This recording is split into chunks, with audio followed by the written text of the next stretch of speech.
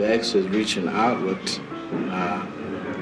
not being a part of the past, or the present, or the future, but rather what I call an altered destiny.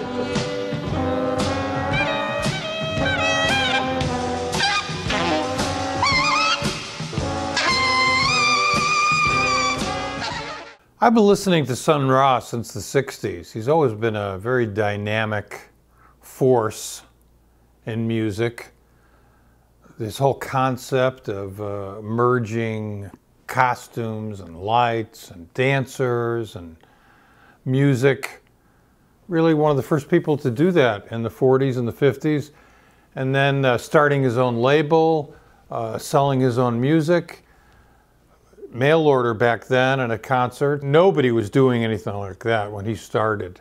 Other planets have culture, dances that are unusual, music, and that's what I'm trying to get the planet ready for space beings because they're sure to land soon. When I was writing for Downbeat in the late 70s, I got a call to do an interview with Sun Ra.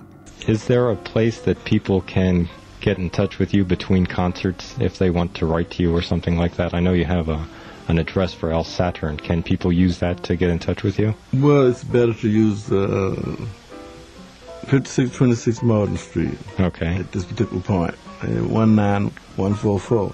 Sun Ra was living in Philadelphia at the time, so I went down there one Saturday to interview him. He lived in a row house. Went into the house, it was in a state of renovation. There were wires hanging from the ceiling, and I immediately noticed there were a lot of people living there, all guys from the band. Their love of Sun Ra and devotion to the music and actually living together was unique. The music is different here. The vibrations are different. Not like Planet Rave. Planet Rave's sound of guns, anger, frustration.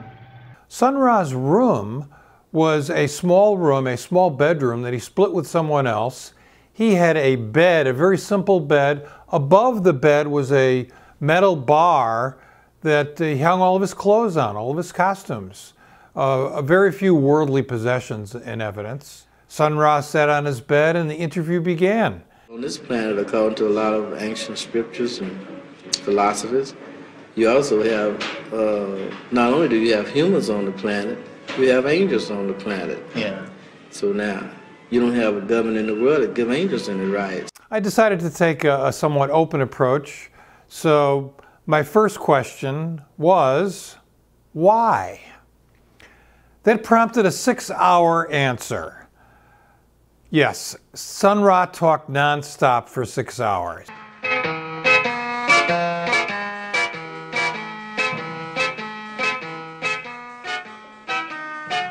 At the end of the 6 hours, Sun Ra looked like he could go on for longer, but I was hungry.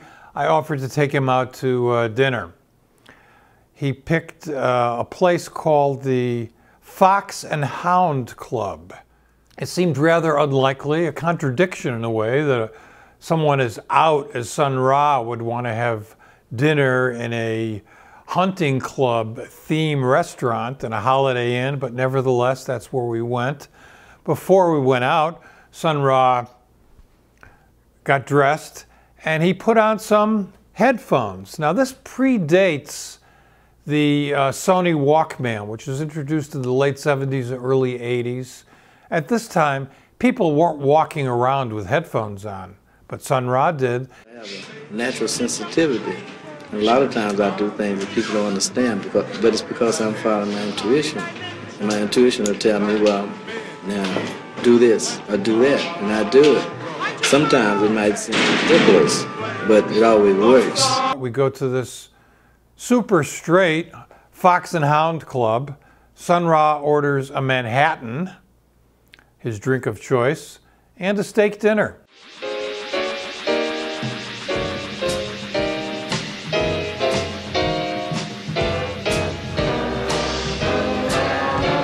After the interview came out, I started working on an article about the band on the Saturday Night Live show. That particular Saturday night, Sun Ra was the guest. With his special guest, Sun Ra. I wasn't able to attend the actual live show, but I was present at the dress rehearsal. And I was not in the audience, I was in back of where the cameras were, right where the NBC executives were. Sun Ra starts to play the Sun Ra thing, the that he does with his costumes and his whole shtick. All of a sudden, the NBC executives were like scampering all over the place. They were like, it was like the building was on fire. They went totally nuts. I wondered, is Sun Ra going to make it to the final show? Is this going to be too much? But he did. Our paths crossed again in the early 90s. I was in Chicago, I believe it was 1992, visiting a friend out there, taking the train back to New York. So I'm sitting in the station in Chicago on the train. There's a delay, 15 minutes, half an hour, 45 minutes. Suddenly there's an announcement. Sorry about the delay. We're waiting for some passengers for the connecting train from LA. The train has just arrived. They will board shortly and will be off. Sorry for the inconvenience. Okay. Right after they said that, these guys started to get on the train, these big black guys with cases, and they seemed kind of colorfully dressed. At first I thought they were a dance company. Then I realized, hey, this is Sun Ra's band. And then I saw John Gilmore, Marshall Allen, and a friend of mine, Ahmed Abdullah, a trumpet player who was working with Sun Ra at the time, who sat down next to me and made a very long journey very pleasant.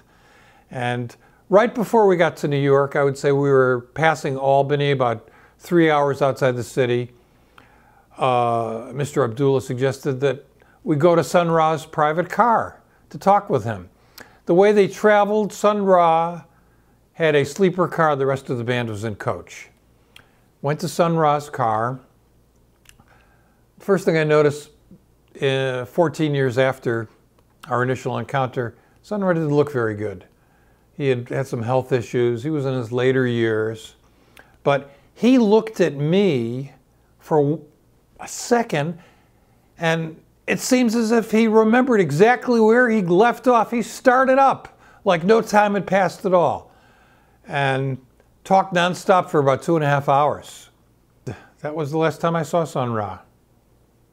He was a remarkable man, a man of great spirit and passion, and very iconoclastic, unique view of the world and of his music. Sun Ra was an innovator. Thankfully, there are a number of videos on YouTube that feature Sun Ra.